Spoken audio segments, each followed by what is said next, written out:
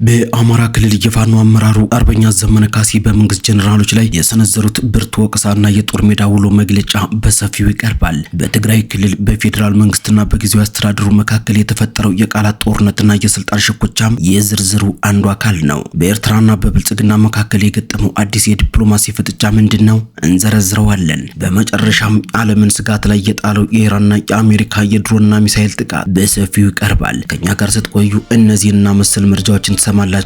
አብራችሁን ቆዩ።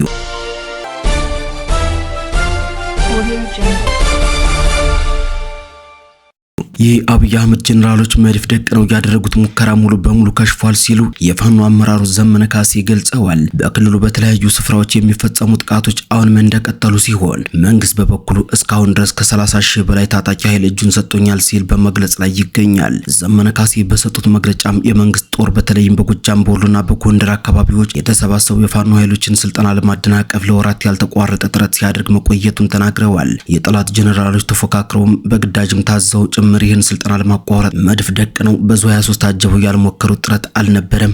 ነገር ግን የሁሉም መቋረጫ ዛሬ ያለቆቻቸው እንዳልቻሉ መነገር ብቻ ነው የሆነው ብለዋል። በተለይ ከክልሉ ርዕሰ መዲና ባህር ዳር ብዙም የማይርቀው ብርሃቃት በተባለ አካባቢ የተደረገው ውጊያ በዋነኝነት የሚጠቀስ ነው። የፋኖ ኃይሎች በአካባቢው በነበረው የመከላከያና የክልሉ የጸጥታ ኃይል ላይ ባደረሱት ጥቃት በደርዘን የሚቆጠሩ ለጉዳት መዳረጋቸው ተገልጿል። በዚህ ቀጠና የሌተናል ጀነራል መሐመድ ተሰማ ጦር ተሰማርቶ እንደሚገኝ ይታወቃል። ከዚህ በተጨማሪ በማዕከላዊ ጎንደር ደንቢያ ጫባት በተባለ ስፍራ በአርባያ በለሳ እንዲሁም በሰሜን ወሎ ወቅዲ ጉርባ በተባሉ ቦታዎች ውጊያው ቀጥሎ ይገኛል። የብልጽግና አገዛዝ ለ3 ዓመታት በተሻገረ ጊዜ የክልሉን ህፃናት ከትምህርት ገበታ የነጠለ ወጣቶችን የጨረሰና ማህበረሰቡን ያቆሰለ ጦርነት እያካሄደ ይገኛል። ይህንን ጦርነት በፖለቲካዊ አማራጭ ለመፍታት ከመሞከር ይልቅ ብቸኛ መንገድ አድርጎ ያቀረበው እጅ ስጡኝ የሚለው ጥሪ ብቻ ነው። የክልሉ ሰላምና ጸጥታ ቢሮ 30 ሺህ ታጣቂዎች እጅ ሰጡኝ ቢልም መሬት ላይ ያለው እውነታ ግን ጦርነቱ እየተባባሰ መሄዱን ያሳያል። ይባስ ብሎ መንግስት መጪውን ምርጫ በየምርጫ ጣቢያው መከላከያን አሰማርተን እናስፈጽማለን ማለቱ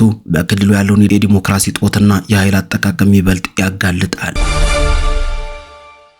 ወደ ትግራይ ክልል ስናመራ ደግሞ መንግስታችን ለትግራይ ሁሉንም እያደረገ ቢገኝም ቆሞ ቀሩ ህወሓት ግን አደናቀፈን ሲሉ የአብይ አህመድ ሚኒስትር ዶክተር አብርሃም በላይ ገልጸዋል። የብልጽግና ፓርቲ በበኩሉ የትግራይ ጊዜያዊ አስተዳደር የቆይታ ጊዜ እየተጠናቀቀ መሆኑን ተከትሎ ህወሓት በጉልበት ስልጣን ለመቆጣጠር እንቅስቃሴ እያደረገ ነው ሲልም ከሷል። ከሰሞኑ በሱዳን የነበሩት የትግራይ ሰራዊት ወይም አርሚ 7 አባላት በአዋሽ አርባ ታድሶ ስልጠና ተሰጥቷቸዋል መባሉ መነጋገሪያ ሆኖ ሰንብቷል። ሆኖም የክልሉ ጸጥታ ቢሮ ይህን መረጃ ህዝብን ማታለል ነው በማለት ውድቅ አድርጎታል። ትላንት አብርሃም በላይ በእነዚህ ወታደሮች ስልጠና ማጠቃለያ ላይ ተገኝተው ህወሓትን ሲወርፉም ተሰምተዋል።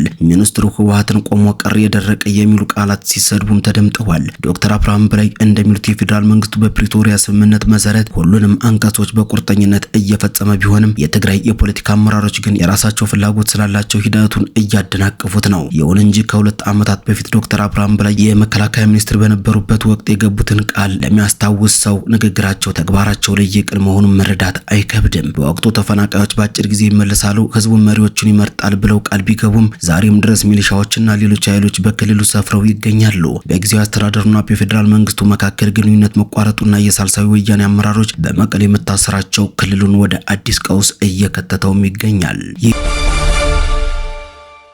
የኤርትራ መንግስት ወይም ሻዕቢያ በቅርቡ ባወጣው መግለጫም ብልጽግና በኤርትራ ላይ የሚያካሂደው የውሸት ዘመቻ አዲስ መልክ ይዟል ሲል ከሷል። ሁለቱ የቀድሞ የጥፋት አጋሮች አሁን እርስ በርስ በመካሰስ ላይ ይገኛሉ። ፕሬዝዳንት ኢሳያስ አፈወርቂ የብልጽግና መሪዎችን ፈሪ፣ ስስታም፣ ሰነፍና ለማኝ ሲሉ መግለጻቸው ይታወሳል። ጠቅላይ ሚኒስትር አብይ አህመድ ደግሞ አላርፍ ያለች ከሳት ገባች እንዳትሩ በሚል ለሻዕቢያ ማስጠንቀቂያ ሰጥተዋል። አሰብን የመያዝ ፍላጎታቸውን በየመድረኩ እያንጸባረቁ ነው። ሻዕቢያ ግን ይህንን የቀጠናውን መረጋጋት ለማናጋት የሚደረግ አዲስ ዘዴ ነው ብለውታል። ብልጽግና የራሱን የማስፋፋት አጀንዳ ራስን በመከላከል ስም እየሸፈነ ነው የሚለው አስመራም የኢትዮጵያ መንግስት የውጭ ኃይሎች መጠቀሚያ ሆኗል ሲልም ክሱን አጠናክሯል።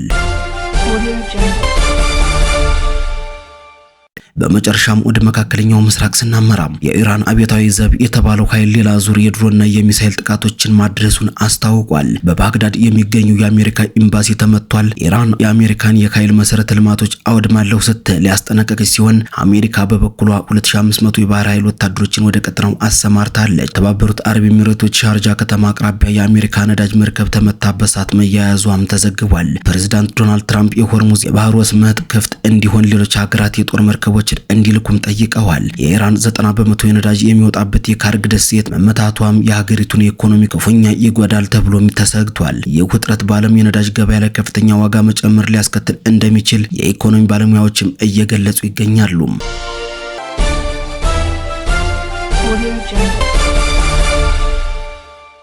መረጃውን ያገኘነው ከኢትዮ ፎረም ነው። የተወደዳችሁ የማዕዘን ሚዲያ ቤተሰቦች የዛሬው መረጃዎቻችን እነዚህን ይመስሉ ነበር። ሀገራችንም ሆነች ዓለማችን ያለችበት ሁኔታ እጅግ አሳሳቢ መሆኑን ካቀረብናቸው ዘገባዎች መረዳት ይቻላል። እኛም በየጊዜው የሚከሰቱ አዳዲስ መረጃዎችን በፍጥነትና በጥራት ወደ እናንተ ማድረሳችንን እንቀጥላለን። ለዛሬው አበቃን። በቸር ቆዩም።